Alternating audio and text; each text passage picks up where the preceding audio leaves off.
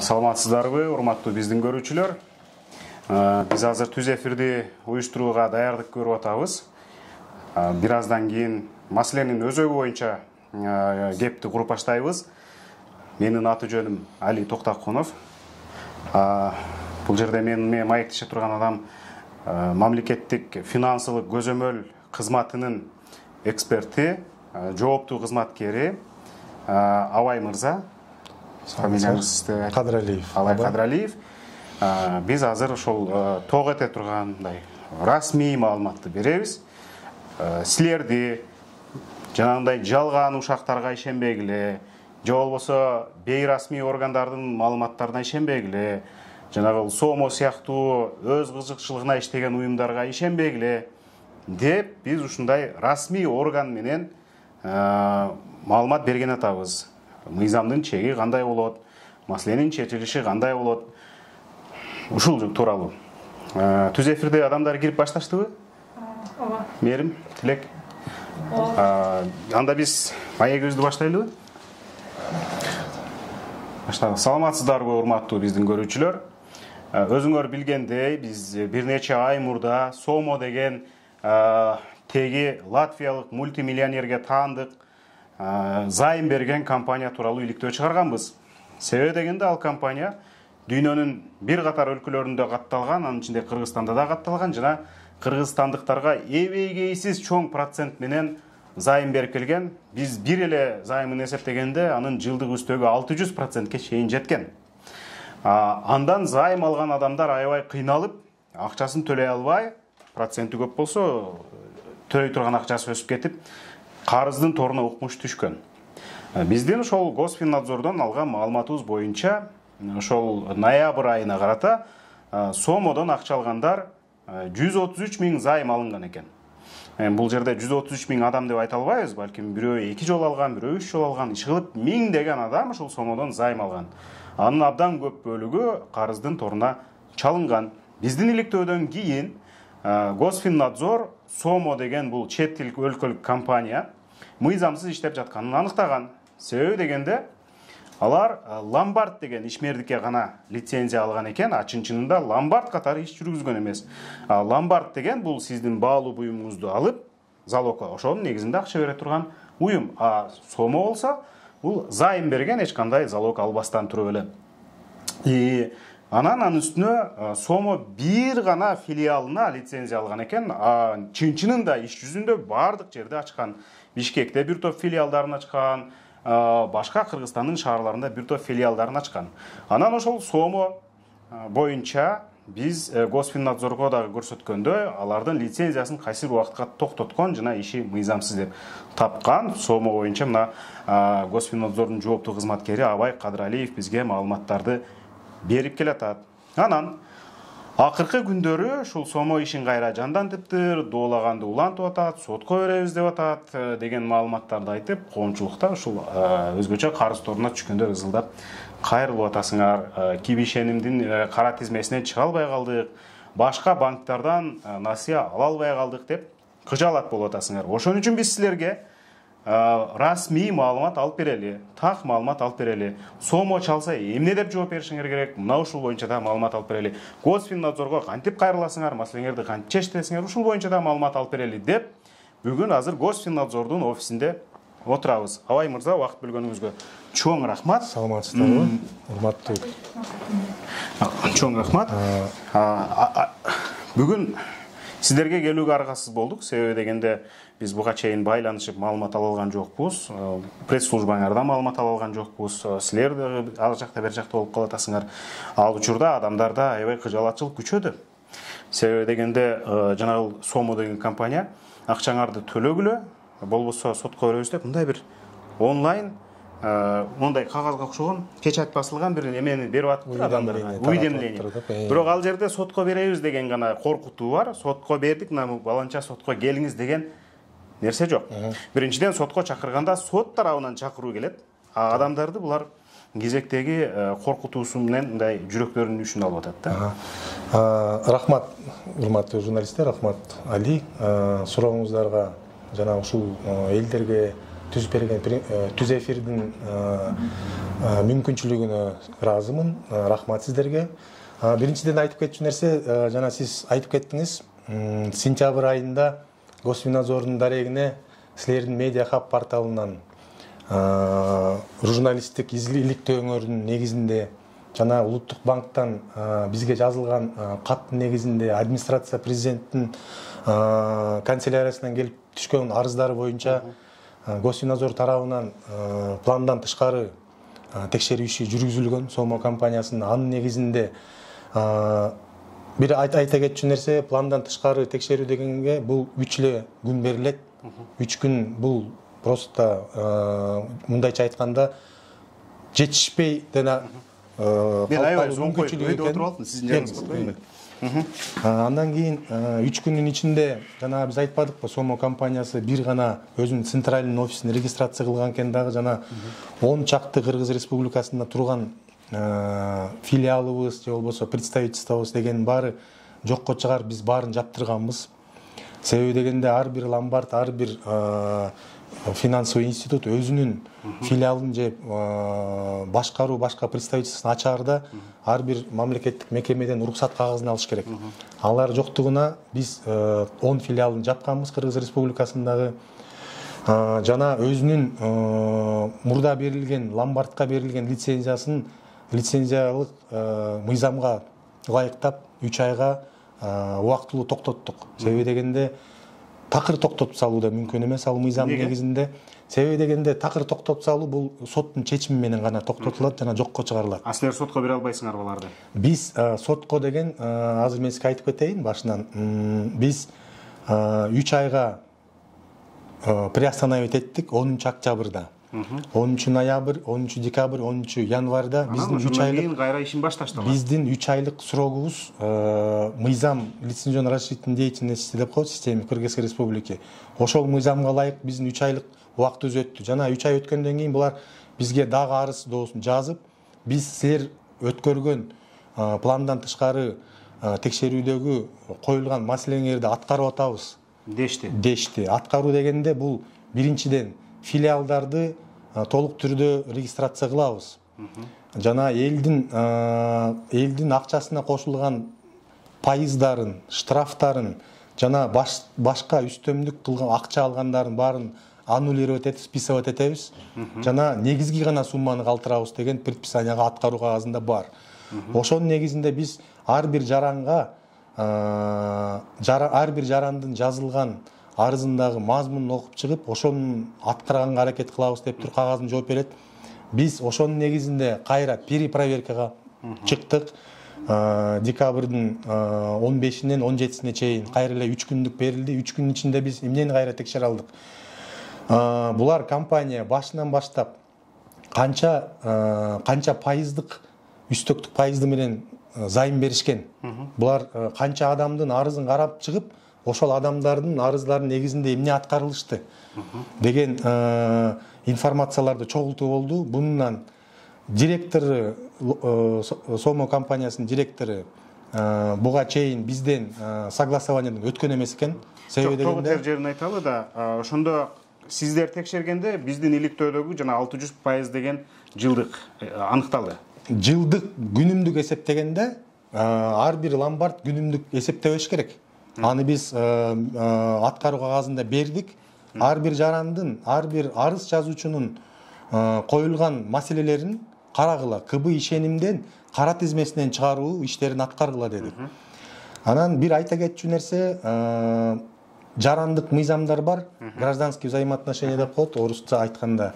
Бул ар бир жаран өз макулдугун берген деп. Ар бир жаран өзүнүн өз ыктыяры менен макулдугун берип, жанагы булардын электрон личный кабинетинен өзү условияларын, келишимдерин кабыл алдым деп жанагы макулдугун берген баскан кнопкасы бизде ушул жерде гражданский взаимоотношения болуп, бул соттун гана үстүндө чечими менен гана чечилчү маселе болуп калды ушул жерде. Бирок алар пениясы канча өсүп кетерин билген эмес да, ага макулдук берген эмес. Биз мында азыр чыдамсыздык менен күтүп аткан адамдарга тагыраак жооп берели. Себеби дегенде кээ бир терминдерди түшүнүү татаал, келиңиз жөнөкөй тилде анан тагыраак маалымат берели. суром. Ошондо сиздердин предписаниянын негизинде ошону аткарса гана Сомо ишин башташы керек.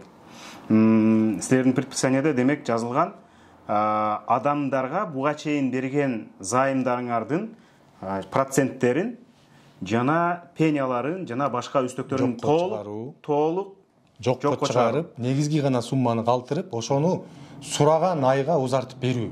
Сураган айга узартып берүү. 3 айга сурайбы, 6 айга сурайбы, 1 жылга сурайбы, узартып берүү. Ушул талапка макул болушкан. Ушул талап бар. Кагаз жүзүндө макул болушкан. Кагаз жүзүндө бар. Демек, мен Сомодон 10 000 сом алган болсом, эгерде алар мага 20 000 кошуп койгон болсо, ар түрдүү шултоо менен, сиздердин талабыңардан кийин мен 10 000 сом гана кайтарып беришим керек. 10 000 сом гана кайтарып беришиңер керек. Ал үчүн эмне кылышым керек? Ал үчүн биринчиден ар бир жаран өзүнүн өз ыктыяры менен арыз түрүндө кайрылуусу ыктымал. Кимге?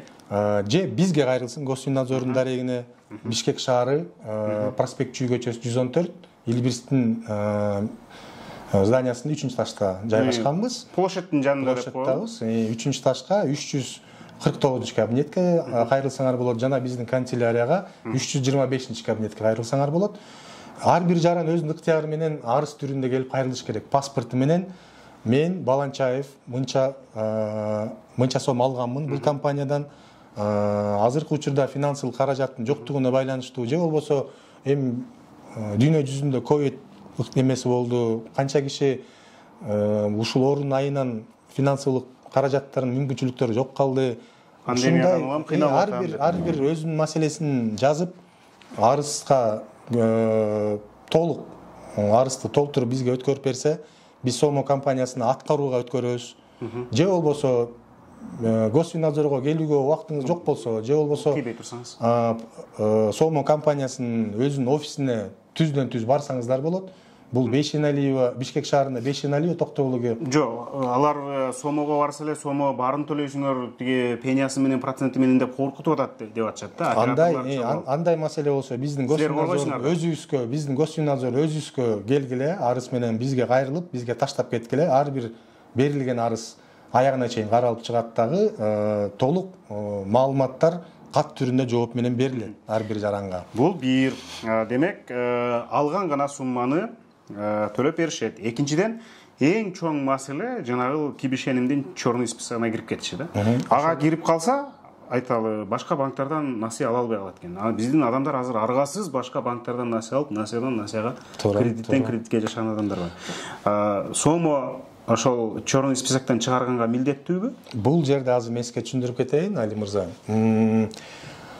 Кредитное бюро ишеним жабык акционердик коому бул бардык финансылык институттар менен чогуу иштеген мекеме. Буларда ишенимдин базасында Кыргыз Республикасынын ар бир банк, ар бир финансылык институт, финкомпания, кредитный союз, микрофинансовый компания жана кээ бирки ломбардтардан алган зайым кредиттерин бар информациясы бар. Бул ишеним кредиттик бюросу менен Сомо компаниясынын өздөрүнүн келишиминин негизинде келишимдери бар экен 2019-жылкы. Бунун келишим негизинде Сомо компаниясы ар бир күнүмдө берилген зайым боюнча күн сайын ишенимге башка банктарга окшоп, башка микрофинансылык компанияларга окшоп күндө информация берилип турат. Ишеним өз тарабынан келишим негизинде ал информацияга график түзүп, уже өзүнүн базасына киргизет. Кыскасы, ар бир фамилия потенциалдуу кара тизмеге кире турган. Ар бир фамилия потенциалдуу, эгер төлөй албай калса, кара тизмеге автоматтык түрдө ишеним кредиттик бюро тарабынан кирет. Бирок Сомонун ошол берген тизмесинин өзү мыйзамсыз да, туурабы? Алар эч кандай зайым берүүчү тарап эмес да. Мыйзам негизинде. Алар болгону бир эле филиалына ломбард деп лицензия алса. Булардын мыйзам негизинде ар бир булардын центральный бир гана филиалы, жанагы Ош базарда жайгашкан, Бейшеналиева токтогулда жайгашкан центральный офиси гана зайым бере алат, жана зайымды кабыл алып, төлөөлөрдү кабыл ала алат. Калган филиалдардын баары Кыргызстандагы бул жөн гана информация маалымат берүүчү пункттар. Жо бирок алар зайым берип атат, анан ал зайым бергенде зайым алган адамдардын фамилиялары кибишенимге түшүп калып атат. Демек бул мыйзамсыз түшүп атат да кибишеним. Бул мыйзамсыз деп биз азыр айтканга менин дагы укугум жок болуп атат. Себеби дегенде булардын келишимдери Сомо компаниясынын келишими негизинде берип атат. Биз аткаруу кагазында эмне деп бердик? Ар бир алган жаран кредиттик бирөө ишенимден кара тизмесинен чыгаруу боюнча иш чараларды аткаргыла деп атабыз. Демек, мунун негизинде чыгарыш керек. Мунун негизинде чыгарбаса лицензиясын кайтарбайсыңар. Азыр айтып кетейин, Али мырза. Мунун негизинде ар бир жаран жанагы бизге арыз жазгандай сыяктуу мен Баланчаев мынча сом алганмын, жана азыркы учурда карызым жок. Же болбосо карызым бар. Бирок пролонгация кылган сроктору менен төлөгөм.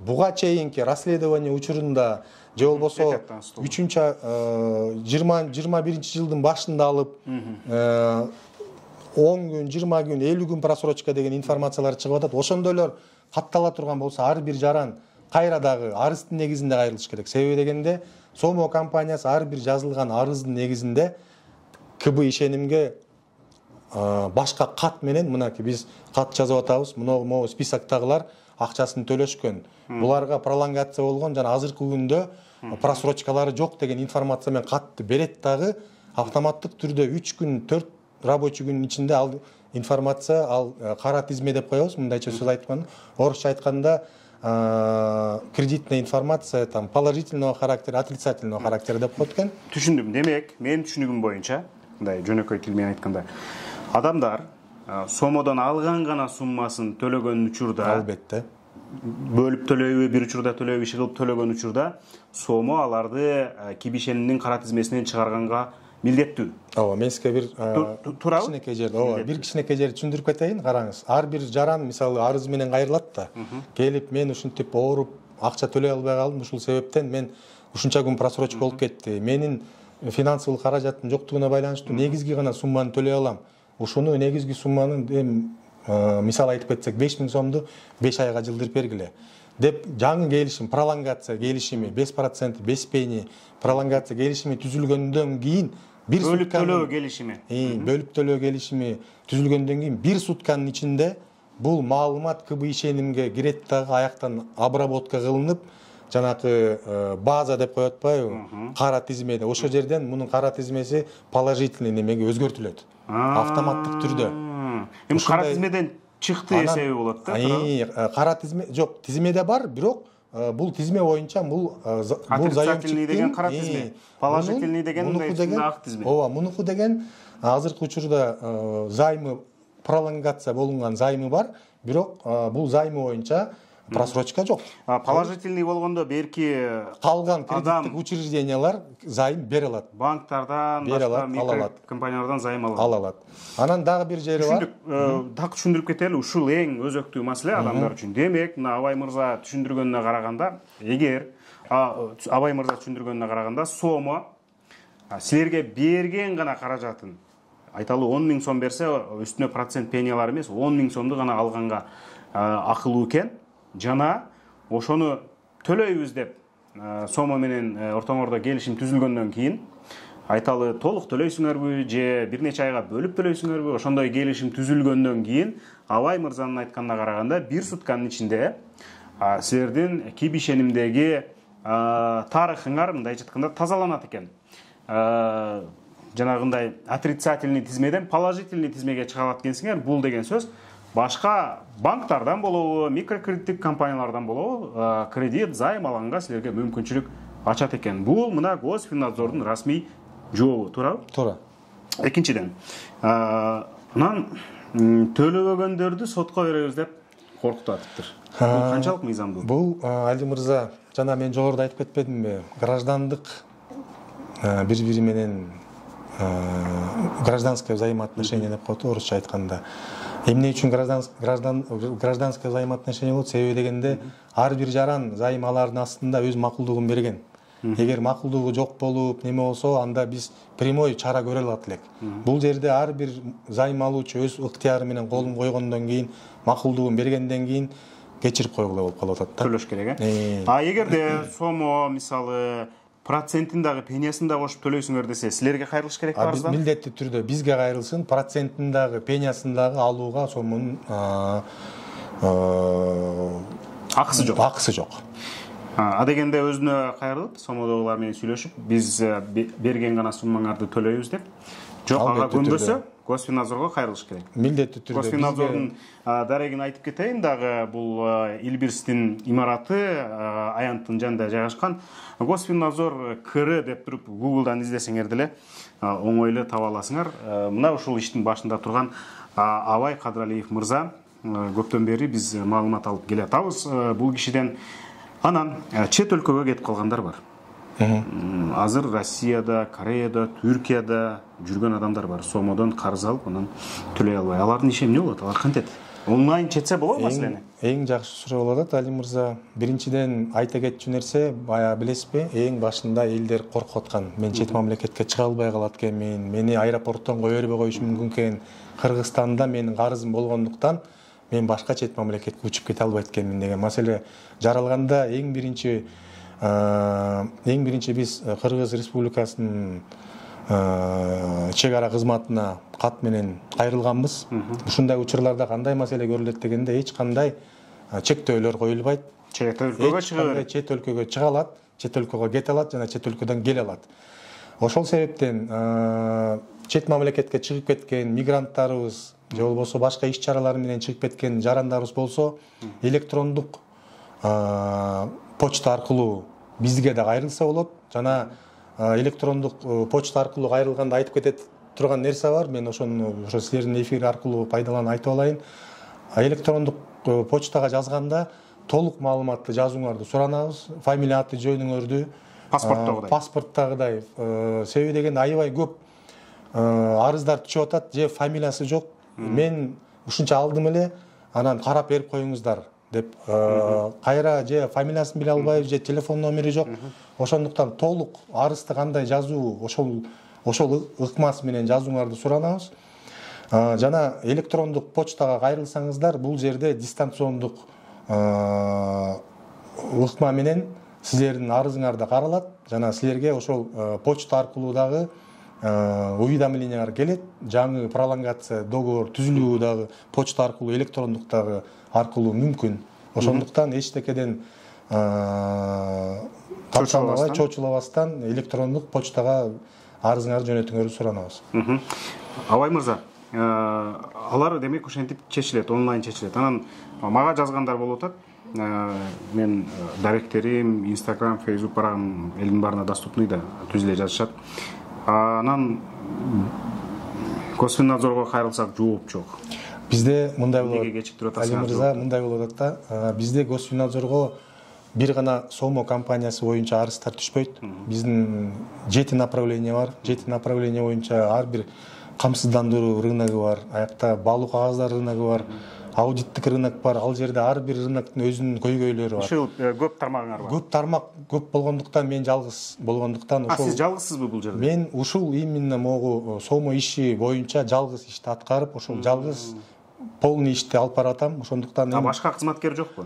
Жетишпейт абыз. Себеби дегенде ар бир Сомо боюнча онлайн бир арыз менен кайрылса да, бир киши кайрылса, канча убакыт кетет ошого жооп берип? 15 күндүн ичинде мыйзамдын так коюлган сроктору боюнча 15 күндө биз ар бир жаранга кайрылган маселеси боюнча жоопту кайтарабыз. Биз 15 күндүн ичинде силерге жооп берет экен. 15 календардык күнбү же жумуш күнбү? 15 календардык күн. Жарым айда. Ар бир арызга биз уведомление катары жооп жөнөткөнбүз. Биз кабыл алдык. Азыр силердин арызыңар могу отделде каралууда. Жалпы дагы маалыматтар эме болгондо дагы жооп беребиз деген жоопторду жөнөткөнбүз.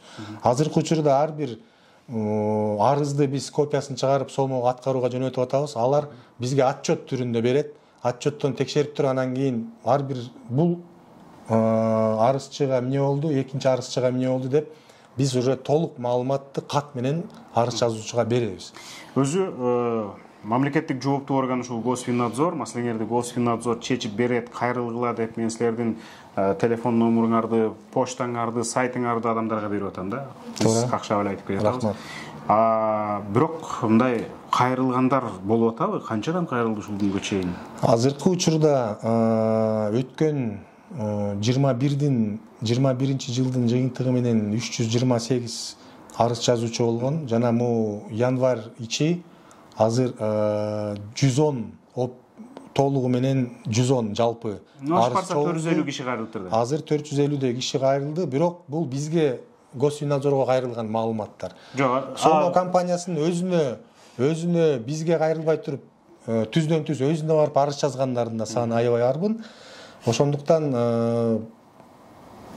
так канча арыз жазуучу болгонун бизге жана Сомо компаниясына азыр айта албайм, мен биздегини айтып атам. Дагы бир айта кетчү нерсе, Али мырза,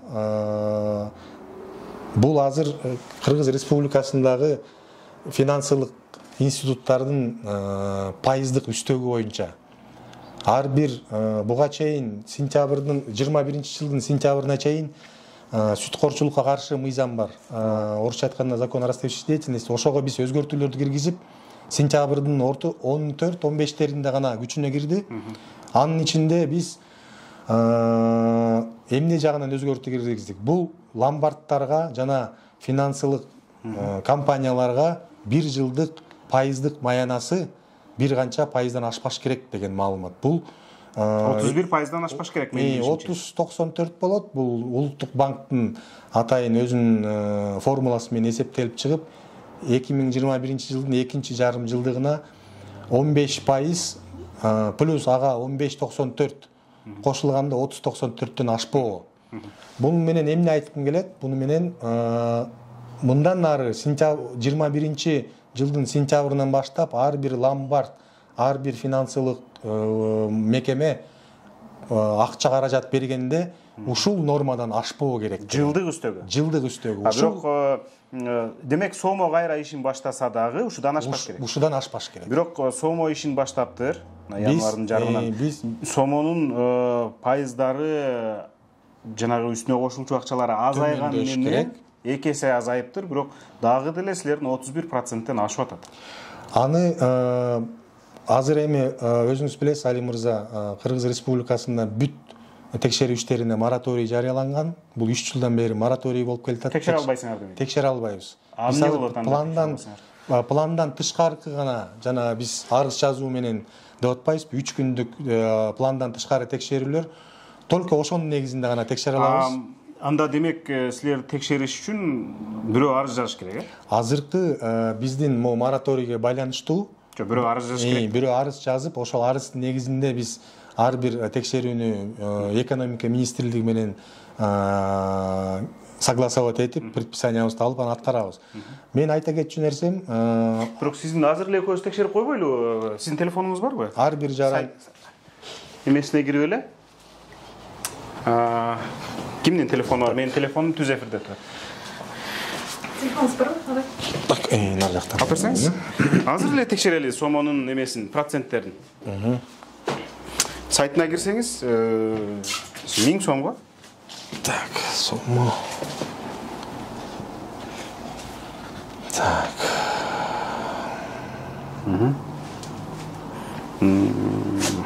Жок, новый клиент деп туруп кирсеңиз болот го дейм. Ушинтип калыптыр бул. Так. Условиялары. Ошол жерде болуш керек. Как получится? Биз азыр Сомонун сайтына кирип карайлы деп атабыз. Иши кылса, мурда 1000 сом алсаң, 1495 сом кайтарат элең.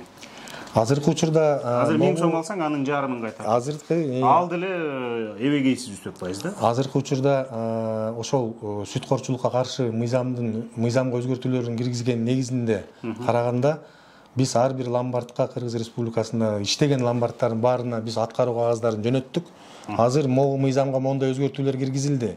Мындан кийин монтип үстөксүк пайыздарды могу нормадан ашырбагыла деп аткаруу кагаздарын жөнөттүк. Ошонун ичинде Сомо компаниясына дагы бердик ал кагазды, бул мыйзамга өзгөртүү киргизди деп.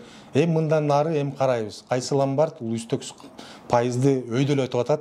Өйдөлөтүп аткан болсо бул мыйзамга туура келбейт. Анын баарын кыскартууга жолдору бар. Ошондуктан эгерде ким ушинтип ломбардтардан кошумча штраф, кошумча пеня, кошумча дагы башкача бир акча каражаттарды кабыл ала турган болсо, маалымат берип коюңуздарты суранабыз. Бул видеонун этегиндеги комментарийге биз Госфиннадзордун бүт бардык байланыш номерлерин, почталарын, сайтын жазып коебуз. Убакыт бөлүп бергенге милдеттүү. Сому убакыт бөлүп берет. Милдет. Канча убакытка бөлүп берет мисалы? Эми ар бир жаран өзүнүн возможностторуна карасын. Ал ортодо келишимдин негизинде чечилет. Ал келишимдин негизинде. Бул ага 1 ай же 3 ай, максимум 1 жыл болуш керек деген жери жок. Жана онлайн кайрылгандардыкын силер чечтирип бересиңер, э? Онлайн кайрылгандардыкын дагы биз чечип беребиз. Анан кийин бул жерде сому кайрадан ачылыптыр деп мындай чуручу түшүп атышат да. Ал мыйзамдын чегинде иш алып бара турган болсо, пайыздары мыйзамдын чегинде болсо иштей бериши керек. Мыйзам ошого жол берет да. Эгерде силер биринчи жолу эрежени бузгандан силер эскертүү берип, лицензиясын токтоттуңар да 1 убакытка, 3 айга. Экинчи жолу Эгерде экинчи жолу мыйзам бузса эмне болот? Административдик чаралар көрүнөт. Ал деген бул штраф. Канча? Азыр мыйзамдарга өзгөртүүлөр киргизип атат. Штрафы бир 30-40 миңдей эле болот да. 30-40 миңларга мындай эле акча. Мыйзамдар ошондой да. Карабайсызбы? Азыр жанагы кеберки жарандар бар. Гражданском правоотношении өзүбүз арыз жазып, сот аркылуу чечебиз дегендер да бар. Ошондойлор эгер кимде ким макул болбосо, анда сотко кайрылууга граждандык милдет катары сот аркылуу чечүүңүздөргө да жолу бар. Анте турган болсоңор, сотко ар ким өзүнүн жашаган жерине ылайыкташтырып, ошол жерден сотко берип, Сомо компаниясы менен да сот аркылуу чечилсе дагы жолдору бар. Анан буга чейин да айталы 10 миң сом алды, бирок 20 миң, 30 миң төлөп койгондор бар да. Ашыра төлөп койгон акчасын кайтарып алуу үчүн эмне кылыш керек? Эгер кайтарып алса. Бул өтө мындай көйгөйлүү жер, бул маселенин. Мыйзам боюнча ошо жана жогоруда айтпадымбы, сот аркылуу перерасчет кылдыруу. Перерасчетту Госфиннадзор кыла албайт, себеби дегенде өзүнүн мүмкүнчүлүктөрү буга жок, мыйзам буга жол бербейт. Себеби дегенде бир жаран экинчи жаранды граждандык мыйзам аркылуу бири-бири менен келишим түзүп, албетте бул только граждандык процедура катары сот аркылуу гана чечилет. Перерасчетту сот органдары кылып берет. Мээрим суроолор болсо дагы окуп бере берсең, мен азыр бир суроомду берейин. Мындай дагы бир маселе бар да. Бирөөнүн паспорту менен эле алып койгондор. Айталы, сиздин паспортуңуз менен мен алып койгом, сиз билбей жүрө бергенсиз. Андай да учурлар аябай көп. Аябай көп андай учурлар. Бул деген мошенничество, мындайча айтканда, орусча айтканда, себеби дегенде ар бир жарандын өзүнүн идентификацион документи бул паспорту. Бул паспорт деген биринчи жарандан экинчи жаранга өткөрүп берүүгө мүмкүн эмес. Бул деген башка бир жарандын алдамчылык жол менен аркылуу же болбосо ууру жол менен аркылуу паспорту менен информацияны алып Сомо компаниясынын зайым алып алгандарда чыкты, арасынан мошенничество бир группага бөлүнүп, азыркы учурда ошо тергөө иштери дагы милиция тарабынан жүрүп атат. Жок, бул жерде мошенничество үчүн Сомо жооп береби? Сомо дагы жооп береби? Бул жерден биринчиден Сомо эчтеке кыла албай калат болуп калат акыртеби. Себеби дегенде бул жаран өзү алган эмес. Бул жарандын паспортун жоготуп алып, башка бирөө колунан анын ордуна алып койгон. Мындай учурда идентификациялаш Сомонун милдети да. Сомонун милдети. Адамды чын эле асанбы, асанга берели деп чыкса. Андай учур мындай да, ар бир паспортто аты жөнү жана телефон номери менен булар электрондук кошелектин номери менен гана иш кылышат. Бул значит мындай учурларда паспорту таап алган адам ошол паспортко регистрация кылып, электрондук кошелек ачып, бул ошондой жол менен, мыйзамсыз жол менен зайым алып алган болуп чыгып атат да.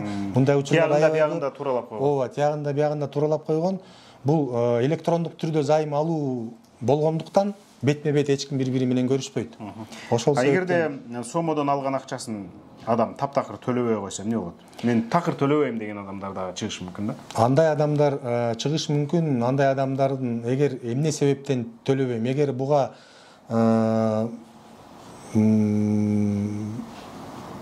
на то есть причины деп орустарда айтат. Может быть, мүмкүн бул адамдын ден соолугуна байланыштуу, мүмкүн бул адам мүмкүнчүлүгү жок, финансылык каражаты действительно жок, майып же болбосо дагы бир башка медициналык жардамга муктаждуу адам катары болуп арызын жазса, ошондой себептен документтерин тиркеп мен мүмкүнчүлүгүм жок төлөгөнгө, мен төлөй албайм деп жазса, андай арызды дагы Сомо компаниясы караш керек. Комиссиясы түзүлөбү, ич арадан списанияга кетиргенге комиссия болобу, кандай болот, бул мындай да маселени да карап чыгып жооп бериш керек. Мисалы мындай жагдай бар да, биз байкаганыбыздай көбүнчө аялдар алыптыр, анан жалгыз бой энелер, көп балалуу энелер. Алар эч жерде иштебейт, балдарына пособие да албайт. Ошолор дагы мындай эсептелет да, туурабы? Абдан муктаж, акчасын төлөй албагандай. Ооба, ошол арызында көйгөйлүү маселесин, өзүнүн орусча айтканда причинасын, истинный причинасын жазып, адам кайрылса, Сомо компаниянын деле өздөрүнүн ичинде комиссия түзүлүп, карап чыгып комиссия, бул эжекебиз действительно мынча баланын энеси экен, колунда каражаты жок экен, мы вам предлагаем его списать деп деле комиссияга сунуштарды киргизүүгө деле мүмкүн. Бирок бул жерден бир айта кетиш керек, үмүттөндүрбөй. Карашы мүмкүн, бирок арызыңарды канааттандырышы да мүмкүн, канааттандырбашы дагы мүмкүн экен да.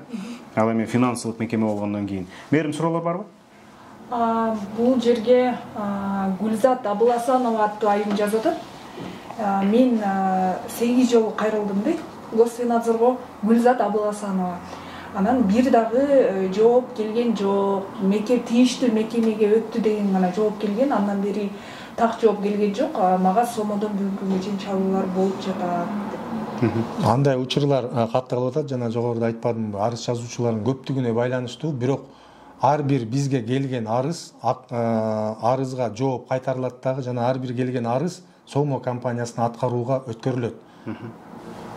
Сомо аткарышы керек. Сомо аткарат. Ар бир жазылган арыз, жазылган арыз аягына чыгып, каралып чыгат. Анын үчүн суроо барбы? Ооба, бул жакта дагы Кыялбек Жолдошбек уулу деген жазып атат. 6000 сом алган, 1620 сомдон 5 айга узарткан дейт. Эми Сомо кайра иштеп 7,5 сом төлөсүн сот аркылуу чечебиз деп айтып жатат. Анан биздин узарткан 5 айыбыз эмне болот? Рахмат сурооңузга, урматтуу жаран. Мен сизге айта кетчү нерсе, эгерде сиздин займыңыз пролонгация болгон болсо, ошол берилген сроктор менен жабууңуздарды суранабыз. Эгерде срогунан өтүп кетип же жаба албай кала турган болсоңор, андай болсо бизге келип арыз менен кайрылыңыз. Эгерде баягы бөлүнгөн мөөнөттөн да өтүп кетсечи? Бул арыз менен кайрылып 5 айга узарткан экен. Анан азыр Сомо кайра иштей баштап, бага чалып 7,5 сом төлөйсүн, же болбосо сот аркылуу чечебиз. Анда арыз түрүндө бизге кайрылып койсун, эмне себептен 6000 сом эмес 7,5 сом болуп кетти деп, андан биз түшүнүк каттарын баарын алып Сомо компаниясына өткөрүп беребиз аткарууга. Сомонун операторлору туура эмес маалымат берет. Биз Госфинадзордун чечимдерин уккан эмеспиз деп жатышат. Айта кетчү нерсе, Сомо компаниясынын колл-центри деп коет. Мен да буга чейин 2 жолу, 3 жолу замечание жасадым. Колл-центри центральный офиси менен эч кандай координация болбойт деп. Себеби дегенде колл-центрдин жумушу положениясы боюнча башка экен. Булар график боюнча звонок эте берет.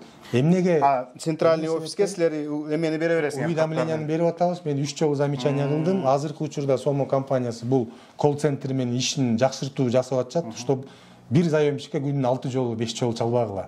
Бирөөнү чалдыңарбы, отметка кылгыла. Жана бул списоктогу жаран арыз менен келген жарандардын тизимесинде барбы деп ошону да текшергиле. Жөндөн жөнүнө чалып бербегиле деп. Абасан, таңкы 6-да, түнкү 2-де чалган мыйзамдуу? Бул чалгандары таңкы 6-да, түнкү 2-де чалгандары боюнча биз маалымат сурадык. Бул SMS жөнөтүү порталы боюнча иштер болгон дейт. Себеби дегенде SMS жөнөткөнү деле туурабы? Мисалы адамдын тынчын алып, уйкусун бөлүп. Булары боюнча мен аларга булар эме деп жооп беришти. Себеби дегенде бул система Кыргызстандын убакыт сааты менен иштебегендикке байланыштуу. Биз азыр ошого өзгөртүү киргизип атабыз. Биздеги саат 9, эртең мененки 9, мындай эсептелгенде түштөн кийинки саат 4 болуп калат экен же мындай болуп калат экен деп ошо сааттарын корректировка кылып атабыз жана эртең мененки 9-дан кечки 6-га чейин гана мындай СМС билдирүүлөр жана телефон чалуулар болсун деген аткаруусун бергенбиз. Бул жерде сөз мындай жөндөп атат, операторлор мамфин көзөмөлдүн чечимин уккан эмеспиз, андай чечим чыккан эмес. Минтип бир эле Али Токтокунов айтып жатат. Бул жөнүндө мен ошо жогоруда айттым. Чечим чыккан. Чечим чыккан. Операторлор центральный офис менен жакшылап координация ишин жүргүзгүлө, информацияны толук колл-центрге бергиле деп айттык аны. Демек, жеге операторлордун айткан сөзү ал пайгамбардын айткан сөзү эмес. Алар туура эмес маалымат берип атышы мүмкүн. Мына расмий органдын бакыйган чиновниги бул жерде расмий маалымат берип атат. Эгерде операторлор колл-центрден звонок этип ар бир жаранга кайрылганда биринчи ирет сурооңорду узаткыла, менин арызымдын негизинде мага телефон чалып атасыздарбы жана менин арызымдын кароо негизинде менен байланышка чыгып атасыңар деп сурагыла. Эгерде жок, биз деген өзүбүздүн график боюнча чалып атабыз десе, кечирип койгула, мен өзүмдүн арызымда коюлган маселелер боюнча гана сүйлөшүп келим түзөм деп жоопту кайтаргыла. Бирок биз кеңсесине өзүбүз да барганда, ал колл-центр менен башка кеңсеси бир эле имаратта, бир эле комнатада отурат, сиз эле көрсөңүз керек, текшерүүгө барганда. Алар колл-центр өзүнчө отурушпайт, чогуу отурушат, чогуу иш алып барышат. Булардын берген маалыматы боюнча колл-центр совсем башка жерде жайгашкан. Эми мындай да, Абай мырза, Сомо деген компания булар бизнес кылып атат да, алар мүмкүн болушунча мыйзамды аттап өтүп, балким көп акча чогултуп алууну көздөйт. Ал үчүн түрдүү манипуляцияга барып, адамдарды түрдүү жол менен коркутушу мүмкүн. Бул жерден бир эле нерсени айтып кетишибиз керек го дейм, биз жарандарга. Жарандар биздики, сиз экөөбүздүн журтташыбыз. Коркпогула. Коркпогула. Мыйзам силерди коргойт. Милдеттүү түрдө. Госфинадзор силерди коргойт. Түрдүү коркутууларга алдырбагыла дешибиз керекпи? Түрдүү коркутууларга алдырбагыла, баш ийбегиле жана эгерде коркутуулар күчөп кете турган болсо, милиция кызматына кайрылсаңыздар болот. Бул мыйзамдан тышкары нерсе, себеби дегенде коркутуу, үркүтүү деген бул ар бир жарандын өзүнүн жеке жашоосуна кийлигишүү. Ошондуктан коркутуулардан коркпогула. Мыйзам, ар бир мыйзам иштейт. Мыйзам тарабында биз дагы аткарабыз. Ал ар бир жарандын кайрылуусун жана ошо айта кетчү нерсе, коркутуулардан эч кандай бир көңүл буруп, жүрөгүңүздөргө жакын калып албагыла. Милиция демекчи, эгер карызды төлөбөсөңөр милиция менен барабыз дейт. Милиция карыз өндүрбөйт да, туурабы? Жок, андай туура эмес. Анан коллекторлорду жиберебиз деген дагы коркутуусу бар. Коллекторлор ушундай барбы бизде уюм, коллекторлорду карыз доолайбы? Мен Кыргызстанда займды доолайбы? Кыргызстанда жок, ал сразу айтып кетейин, займды доолабайт. Коллектор барып доолабайт займды. Сомо компаниясынын атынан коллекторлор барып займды доолап неме кылбайт. Ал жөн гана мыйзам чегинде жарандык взаимоотношение болгондон соттуккана аркылуу сотко берип ишин жүргүзө алат. Анан жана Сомонун печаты, фирменный бланкы коюлган кагаз менен адамдарга жөнөтүп атыптыр да. Силерди сотко беребиз, тигибу деп коркутканчы. Бул орусча айтат эмес, уведомление деп коет. Ар бир өзүнүн жасаган ишин бул уведомление этип кагаз түрүндө жооп, кагаз түрүндө маалымат берип атабыз дегени. Бирок Сомо негизги сумманы төлөбөгөн күндө гана сотко бере алат. Туура. Процентин, пениясын коштуруп төлөгүлө болбосо сотко беребиз дей албайт. Жок. Негизги гана сумманы төлөйсүңөр. Госфинадзордон чечим чыккан, негизги гана сумманы, алган гана суммаңарды төлөйсүңөр. 8800 алсаңар, 8800, 15000 алсаңар, 15000. Дагы бир суроо, адамдарды эгер сотко берген күндө чакыруу соттон кагаз жүзүндө келет, туурабы? Туура. Башка эч мындай мүмкүн болушу мүмкүн эмес. Туура. Мисалы, соттун чакыруусун Сомо жөнөтпөйт адамдарга. Туура. Ушул жерде жакшы түшүнүп алыш керек. Укуктук негизде нормалар бар. Анан мени уже сотко берип коюптур, окуйм, мына соттошо турбаймынбы деп корккондор бар да. Андай сотко берип коюптур деген маалыматтар жок. Себеби дегенде бүгүн эртең менен Сомо компаниясынын өкүлүнө телефон чалып биз сүйлөшкөнбүз. Эмне деген каттарды жөнөтүп атасыңар жана сотко берүү процесстерин баштадыңар дегенде андай маалыматты такташкан жок. Сотко берүү процесстери бул эч кандай процедура баштала элек. Бул уведомление катары берип атабыз жарандарга деп жооп кайтарышты. Урматтуу достор, туугандар, биз бул түз эфирди эмнеге уюштуруп атабыз? Себеби дегенде Сомодон займ алгандардын каты көп жазылып, менин жеке личкама аябай каттар толуп кетти. Али, сен бизди карабай койдуң, силер биз тууралуу айтпай койдуңар деп.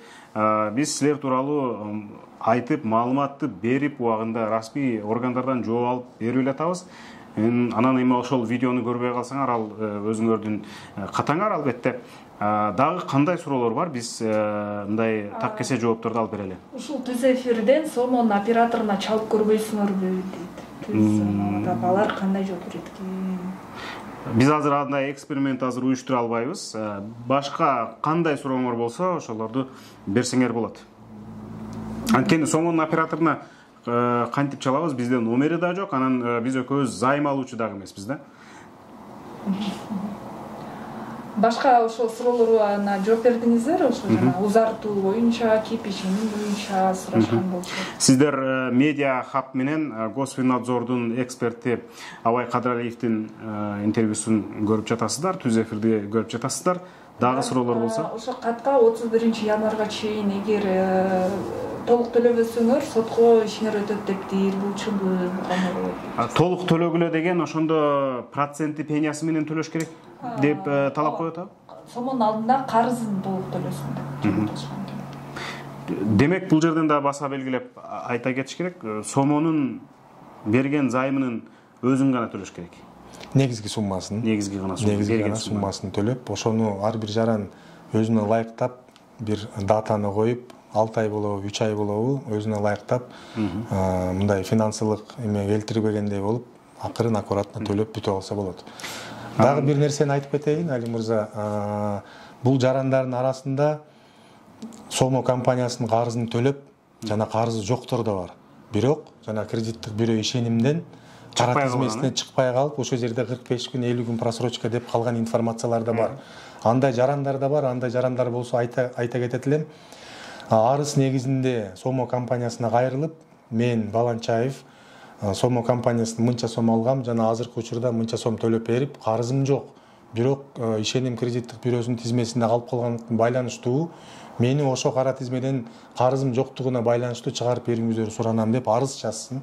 Ошол арыздын негизинде Сомо компаниясынын өкүлдөрү ишеним компаниясынын өкүлүнө өткөрүп берип, ал информация толугу менен ал жерден да алынат. Чыгарганга милдеттүү. Чыгарганга милдеттүү. Чыгарбай койсо эмне болот? Чыгарат.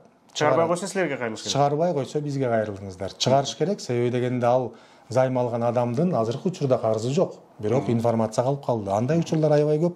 Ошондуктан жарандарга айта кетет элем, кайрылгыла, андай тизмеде бар болсоңор, аяктан да чыгарганга аракет кылабыз. Туура, буга чейин Сомо боюнча түшүндүрмө жыйындарына адамдар чакырганда, эми жүздөгөн, миңдеген адамдардын арасынан бир 30-40 эле келген да, калгандары көп ушул өз тагдырына байланыштуу маселелерде күйүмдүүлүк кылышпайт да. Менин оюмча абдан кеңир эле суроо жооп болду деп ойлойм. Адамдардын мындан артык суроолору эле жок болсо керек, анткени бардык негизги маселелерди биз топтоп келип, суроону коюп чечтик. Анан Медиа Хаб Финика деген финансылык пирамида боюнча иликтөөсүн чыгарган. Бул жерде адамдар бизге кайрылган адамдардын берип койгон акчасын эсептегенде $3,5 миллион болуп чыкты да. Финика деген финансылык пирамидага. Бул боюнча мамлекеттик органдар иштеп атабы. Ошо негизи эле Финикадан адамдардын акчасын кайтарып алууга мүмкүнбү? Финика компаниясы боюнча мен дагы сиздерге окшоп ошол массалык маалымат каражаттары аркылуу билдим, уктум. Жана ошол жерде кандай маалымат болсо, менде да ошол эле маалымат бар. Себеби дегенде Финика компаниясы Госфинадзорго тиешеси жок компания. Силерге бизден эч кандай уруксат кагаздарын жана лицензиясын алган эмес. Ошол себептен мен бир информация бере албайм, бирок массалык маалымат каражаттары, информация каражаттар сайттар аркылуу, жаңылыктар аркылуу билгениме караганда, азыркы учурда Финика компаниясынын жабыркагандары 50-гө жакын адам болуптур деп уктум. Жана кайрылгандары эпизод боюнча азыркы учурда ошол Бишкек шаарынын 1-май райондук милициясында иликтөөдө жатат деп уктум. Рахмат. Анда биз башка суроолор жок болсо, ушуну менен түз эфирибизди жыйынтыктайбыз. Урматтуу биздин көрүүчүлөр, менин аты-жөнүм Али Токтакунов. Биз Медиа Хаб бүгүн мамлекеттик финансылык көзөмөл кызматынын эксперти Абай Кадыралиев менен маектештик. Сомо маселеси боюнча мен оюмча силердин баардык суроолоруңарга жооп алдык деген ойдобуз. Биздин личкага жазбастан ошол видеону көргүлө, биздин каналдага жазылгыла, комментарий жазгыла жана бөлүшкүлө, анткени башка дагы сомодон жабыркап жүргөн адамдар силерди көрүп калышы мүмкүн. Абай мырза, сизге чоң рахмат убакыт бөлгөнүңүзгө. Сиздерге да чоң рахмат.